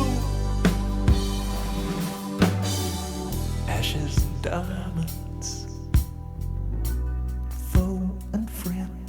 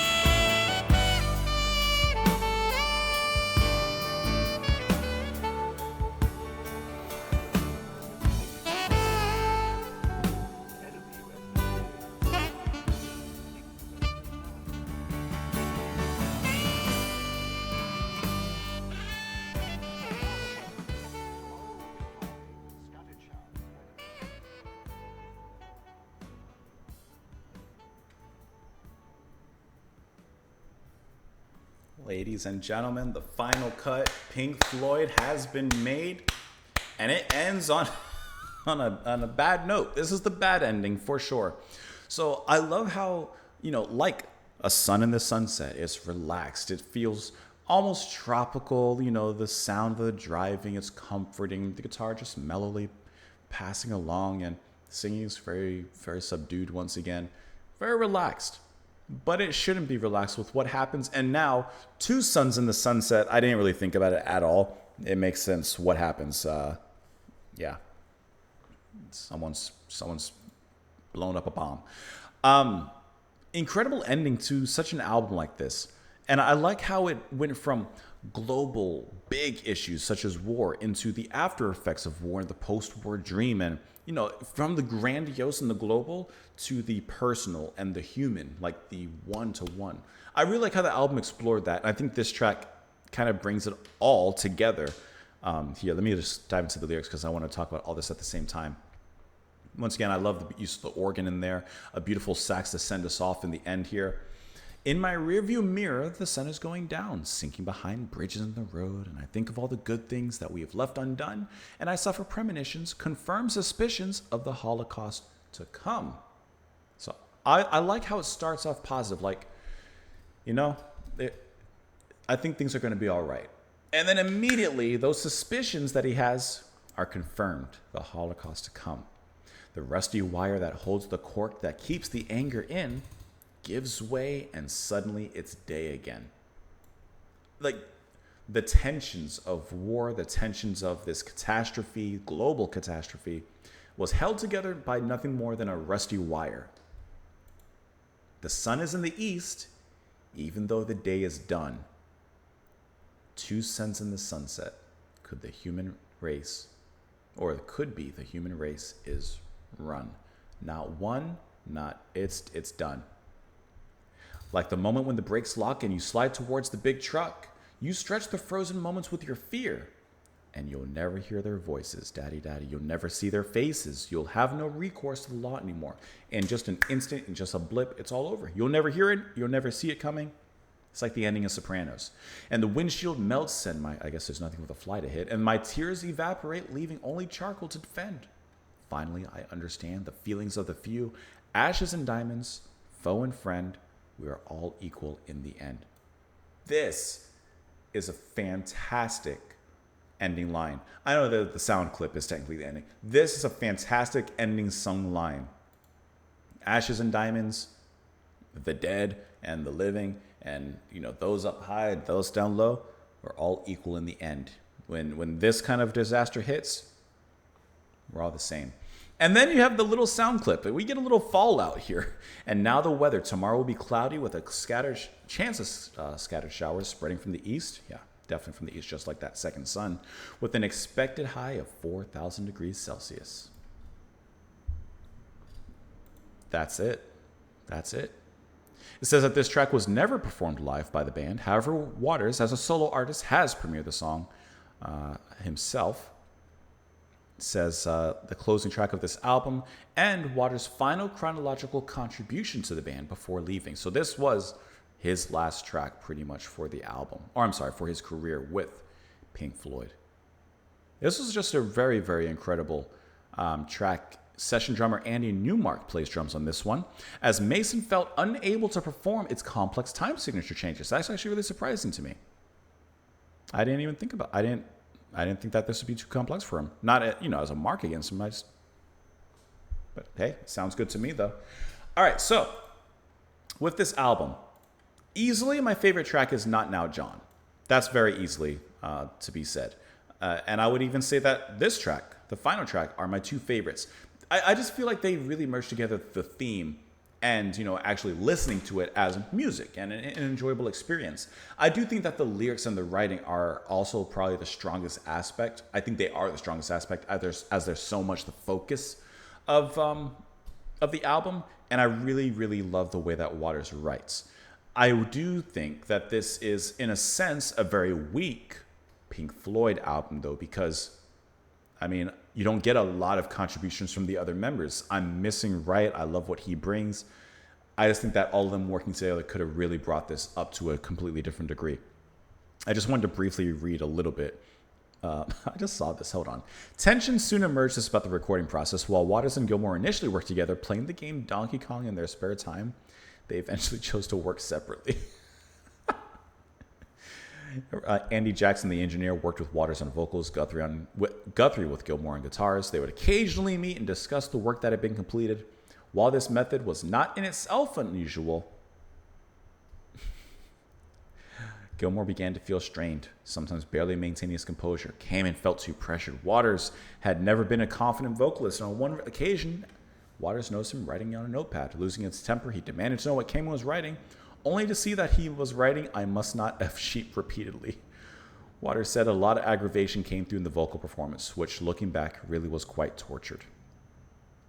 I mean, you definitely get, a very, very strong, Waters writing on here and nothing from the other members, which is why I say, I feel like the album isn't a great Pink Floyd album. Maybe it's a good Roger Waters album, but as a Pink Floyd album, I would like to hear more from the rest of the band and everyone kind of together in here. And I never really paid attention to the album cover here, but it says here, Storm Thorgerson, a member of Hypnosis, was passed over for the cover design. Instead, Waters created the cover himself using photographs taken by his brother-in-law, Willie Christie. The front shows a remembrance poppy and 4 Second World War medal ribbons against the black fabric of a jacket. My light is falling. I put my it's falling again. That's hilarious. I put my foot where I thought was just this little stand, but no, I put my foot on the light. The poppy is a reoccurring design theme. The interior gatefold features 3 photographs, the first depicting an outdoor scene with an outstretched hand holding 3 poppies, and in the distance, a soldier with his back to the camera. 2 more photographs show a welder at work, his mask emblazoned with Japanese rising flag sun, and a nuclear explosion. The lyrics are printed on the gatefold. The side 1 of the vinyl disc carries an image of a poppy field, and on side 2, a soldier with a knife in his back lies face down among the poppies, the dog beside him. This was really, really a fantastic album to listen to. I hope that you guys enjoyed listening to it alongside with me as we were here for almost 2 hours. You better press the like button for that. At least press the like button. You can share, subscribe, and all that other fun stuff, but at least get that one out the way. Thank you so much for being here. Thank you so much for listening alongside with me. Like I said, just to reiterate, this was a good experience. I think that this is one of those albums, kind of like one of those movies that it's heavy, it's hard. I don't have a desire to go back and listen to this album right away anytime soon. I think the last 2 songs are perfect. I'll listen to those any time of the day. But the rest of the album, I'm not going to listen to it as much as I will Animals, for example, or anything like that. But I do think that it is a very incredible piece of art with some absolutely fantastic writing. Anyways, let me know what you guys thought in the comments down below. Thank you so much for being here. Hope that you enjoyed your time spent. Hopefully it was time spent well. And I will see you all later. Bye, guys.